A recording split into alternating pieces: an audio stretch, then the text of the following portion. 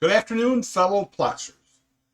This will be a follow-up video to where I helped Thor add automatic collections that are listed at TMDB.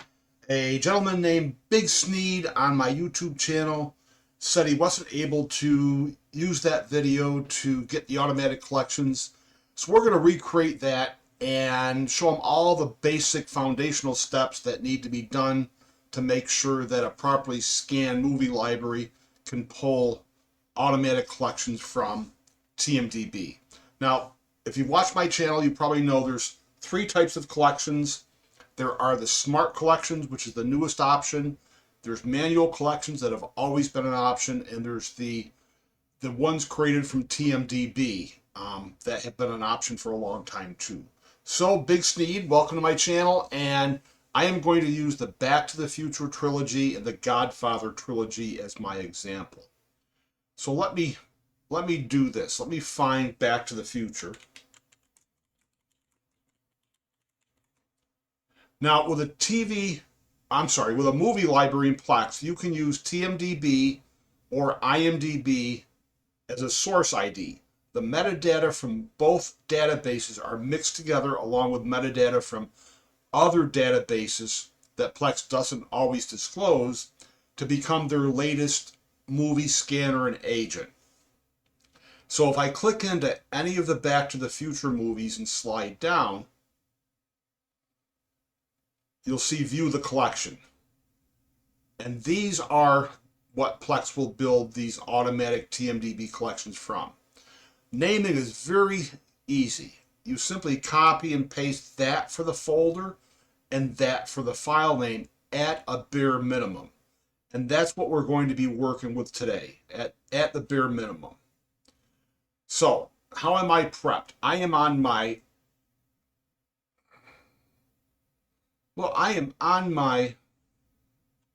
newer Synology NAS, and I want to be on my older one.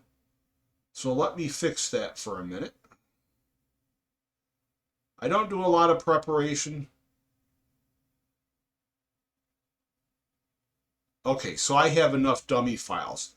I'm going to use short 5-second dummy files instead of real movie media files. And it's just this. Good evening, fellow Plexers. This is just a simple dummy file. So just to have something that will scan quickly and do all the jazz I needed to do. So let me first copy 3 of them. And on my library structure, always uses sort folders for each of Plex's library types. So I have a main shared folder called Media on this older Synology NAS. All my Plex media would be in one shared folder. If somebody's telling you to create a separate shared folder for movies, another one for TV shows, and another one for music, rethink that idea. One shared folder on a NAS. If you have to move all your TV show libraries to another NAS or another volume, that's different. But until you run out of space, everything in one shared folder. So I have one sort library folder for all my movie libraries. If I click into it, you can see how you can have multiple libraries and point an individual Plex library at either folder. I'm going to create a new test folder. We'll just call it Movie Test. In that, I'm going to paste those 3 dummy files. And I'm not going to use FileBot like I do lots of times. I'm just going to create this structure simply. So there's a basic compliant file name, and I have to have a basic compliant folder for it to be in. So we'll drop that into that folder, and we'll do the same thing for the next 2 movies. And I can just copy and paste this from TMDB.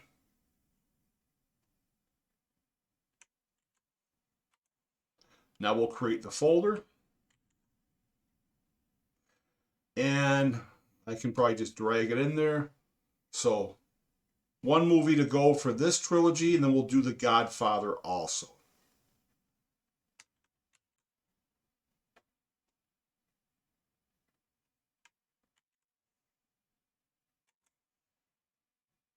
create the folder, and drag the movie into it. Okay, so let's get 3 more raw files. Of course, they're all the same file, just named differently.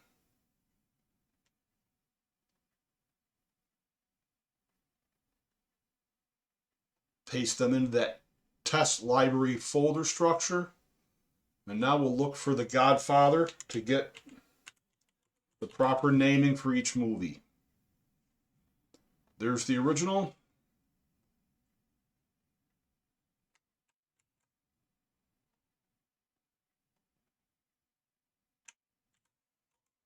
Let's create a folder for that.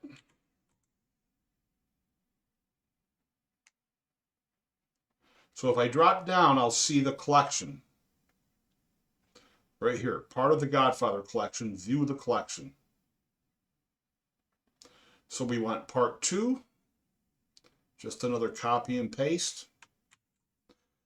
And normally I would go into a Plex support document to show you why this is compliant and why other styles isn't, but I do that in enough of my videos. I don't need to recreate all that again in this video.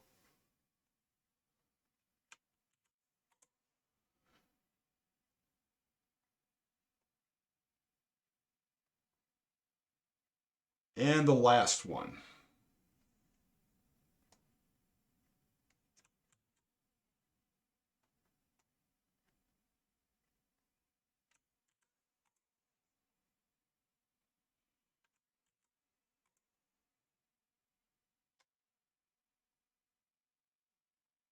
Okay, so we have 6 movies, all with a simple compliant Plex folder name and a simple compliant Plex file name. And of course, the file name has to match the folder name, at least this much of it does. Now, I could add in versioning, and I talk about that in other videos because maybe I have a 1080p and a 2160p copy, and I want to let Plex server decide what's best for each user to play. That would be versioning naming, but we're just going with a simple compliant file name. All right, so now we can switch to Plex. And I'm going to add these without the automatic collection information turned on to then show BiggSneaddd how to turn it on after the fact and what library parameters have to be set for this to all work. So I'm in my test Plex library, or text plus, if I can spit it out, my test Synology Plex server settings. So I'm into manage libraries, and I'll add a new movie library. We'll call it test. We'll browse for that media. So this is my alias to the real volume 1 /media folder. And now I can see the movie libraries sort folder. And now I see the test movie library with the dummy movies that I put in it. So if you don't do anything else, you can just hit add. But I want to show you why you won't get the automatic collections if you do that. If I slide down, the minimum automatic collection size under advanced settings is set for disabled. So we'll just add this library, and we'll see that all 6 movies scan in properly. They pull the correct metadata. Everything is hunky-dory. So basic file names and folder structure works well.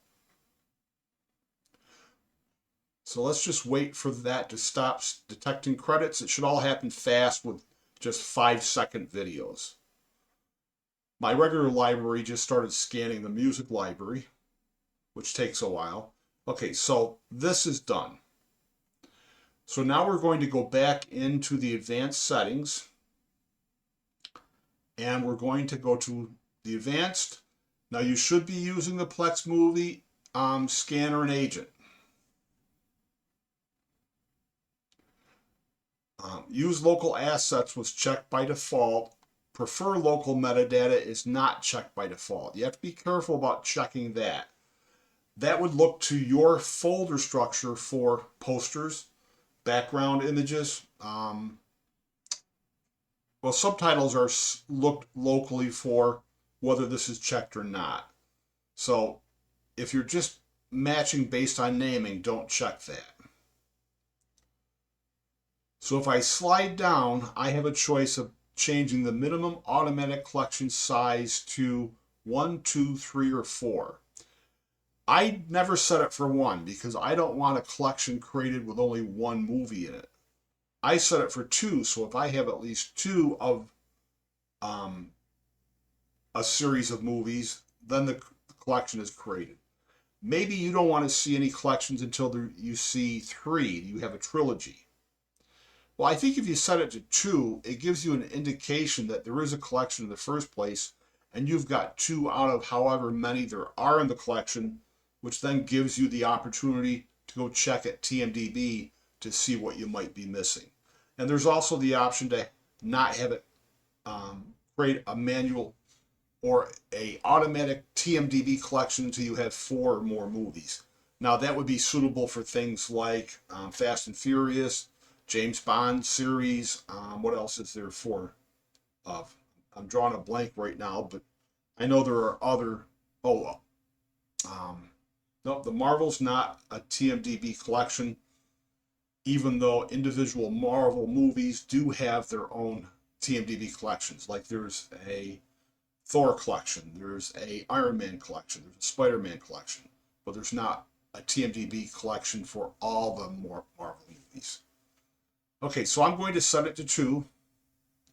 And here's an option for collections. I can choose to hide collections but show their items, or I can choose to hide items that are in a collection, but I'll leave this on the default setting, show collections and their items for now, and then change those later on to show you how they look.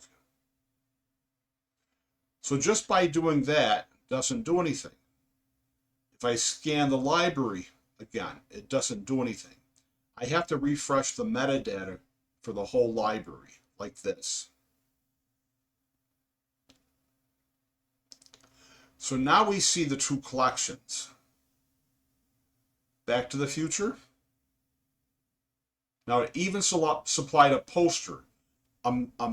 Smart collection won't supply a poster, but a TMDB will supply a poster and a background image. And you have your choice of which ones to use. Let's look at the Godfather collection. Okay, something went wrong here. We have 3 movies. Right here it says 2 instead of 3. Eventually that'll catch up and say 3. So we have our 3 movies in here. And again, you can edit the poster and background if you want something different. Like let's pick the Godfather trilogy and let's change the background. This looks pretty good. So they are customizable because usually the collection will have multiple posters and backgrounds. Now we're missing one thing. We're missing the collection tab. And in the web app, that's going to take a browser refresh. And now we have that. So it's pretty easy, but a lot depends on compliance structure. And you really should be using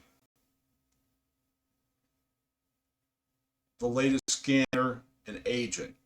You don't want to be using something else because I can't tell you what will work or won't work. These are called the legacy scanners. And most people don't realize, let's go into the general settings of Plex.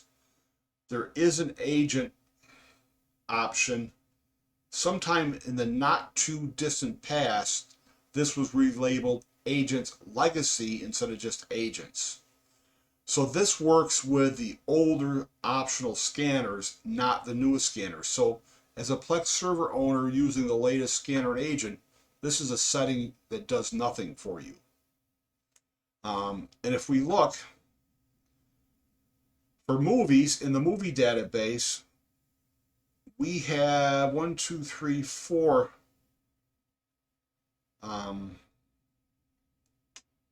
agents. and we have different agents under Plex Movie Legacy. Let's see shows. The TMDB, we have 1, 2, 3, 4, 5, and under the movie database we have 5, but what's different? Fan art's in a different place and it's checked for TMDB. It's not checked for the movie database. But anyway, this is kind of like a wild goose chase. This doesn't matter if you're using the latest and greatest Plex Movie Scanner and Plex Movie Agent. Okay, so let's play with the collections a little bit. Some people don't want to see the collections in their library tab, and some people don't want to see the movies and only want to see the collections. So Plex gives you the option to do either. Right now it's set by default to show both. So if we go back to Manage Libraries and we edit it, go into Advanced and find that section. So hide collections but show their items. So let's do that. So now Plex got rid of the collections from only the library tab. They're still under the collection tab.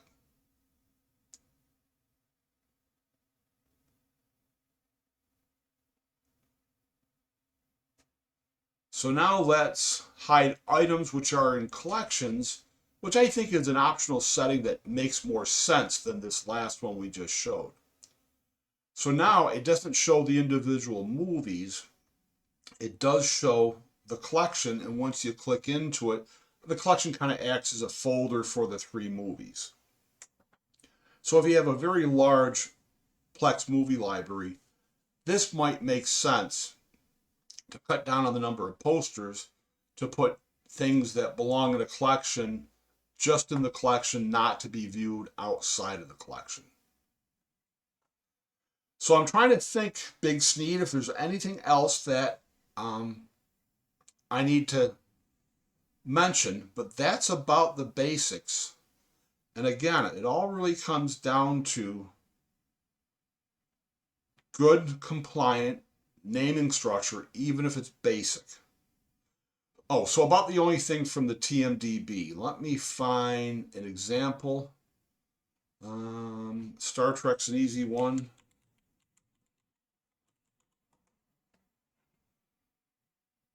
Okay, let's just search for movies. Okay, let's do First Contact. You can't copy and paste this because the colon is an illegal character. Well, you kind of can copy and paste it with some editing. So let me create a new file that's really nothing.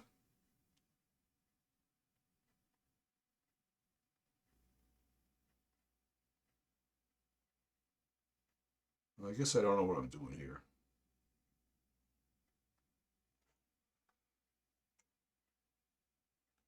Let me go back once. Well, actually, I got right out of my NAS. Okay, so it's all slipping away at the end of the video. Okay, so let's use this as an example. If I paste that in and try to rename it, it won't take because of that illegal character. If I paste it in and before I rename it, if I remove that illegal character, then it will take.